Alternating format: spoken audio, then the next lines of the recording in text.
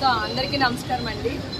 ఈరోజు మీడియా వాళ్ళు thumbnails content ఒకటి ఉంటుంది, థంబ్నెయిల్స్ ఒకటి పెడుతున్నారు.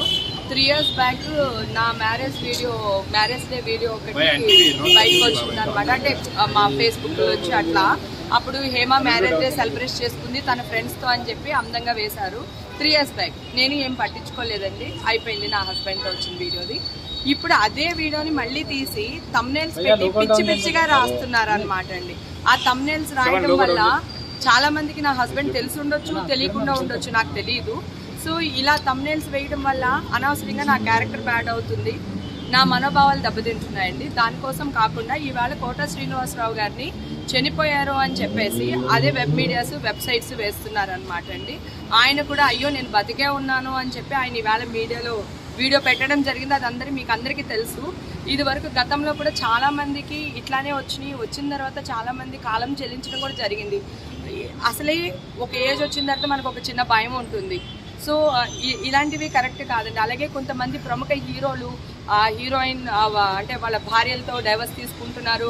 ఆ ప్రముఖ హీరో చచ్చిపోయాడు. ఆ హీరో కూడా మీకు తెలుసు. లాస్ట్ టైం మా న్యూస్లో కూడా ఉన్నారు శ్రీకాంత్ గారి గురించి డైవర్స్ తీసుకుంటున్నారని. అలాగే నా కూతురు లాంటి ఒక అమ్మాయి గురించి ఈ మధ్య కాలంలో నిన్న మొన్న కూడా ట్రోల్స్ చేయడం జరిగింది. ఆ అమ్మాయి హ్యాపీగా కాపురం చేసుకుంటుంటే డైవర్స్ తీసుకోబోతుంది అది ఇది అని చెప్పేసి ట్రోలింగ్ చేయడం జరిగింది. తర్వాత నా కో ఆర్టిస్టులు మగాళ్ళు అవనివ్వండి, లేడీస్ అవనివ్వండి, వీళ్ళు ఫలానా చోటుకి వెళ్ళారు, అక్కడ చూడండి ఎలా రెచ్చిపోయారు. అక్కడ కంటెంట్ వేరే ఉంటుందండి, వీడు థంబ్నెయిల్ వేరే ఉంటుంది. చాలా మంది థంబ్నెయిల్స్ మాత్రమే చూస్తారు, లోపలికి వెళ్ళి కంటెంట్ చూడరు.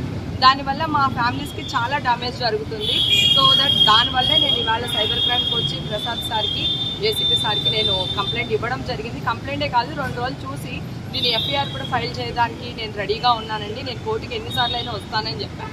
గతంలో కూడా మాఫియా వీడియోస్ మీద నేను ఫైట్ చేశాను. ఇప్పుడు మాఫియా వీడియోస్ బాగా తగ్గి చాలామంది ఏమనుకుంటున్నారంటే వీళ్ళు మేము దొరకము, ఎక్కడో ఉన్నారు కూడా. ఇప్పుడు నేను పొగబెట్టా, ఓకేనా? ఎక్కడ ఏ ఒక్కల్లో మీరున్నా అందరూ బయటకు వస్తారు. ఇది వరకు కూడా మాఫింగ్ వీడియోస్ చేసిన వాడు యూకేలో ఉండేవాడు, యూఎస్లో ఉండేవాడు. యూఎస్ నుంచి దుబాయ్ పారిపోయాడు. దుబాయ్ నుంచి మనకు పట్టుకొచ్చారు, కోర్టులో వాడిని సబ్మిట్ చేశారు. ఇది వరకు కూడా జరిగింది వెబ్ మీడియా మీదే నేను ఫైట్ చేశాను. ఇప్పుడు కూడా వెబ్ మీడియా మీదే ఫైట్ చేస్తాను. ప్రతి ఒక్కళ్ళు ఒకటి గుర్తుపెట్టుకోండి, సెలబ్రిటీ అయినంత మాత్రం మా పర్సనల్స్ మీరు రోడ్ల మీద తేవాల్సిన అవసరం లేదు. కొన్ని జెన్యున్గా సరదాగా వేసేది వేరు. మీరు పెట్టే థంబ్నెయిల్స్ వల్ల చాలా ప్రాబ్లమ్స్ ఫేస్ చేస్తున్నాం మనం. దానికోసమే నేను ఈ రోజు వచ్చి కంప్లైంట్ ఇవ్వడం జరిగింది.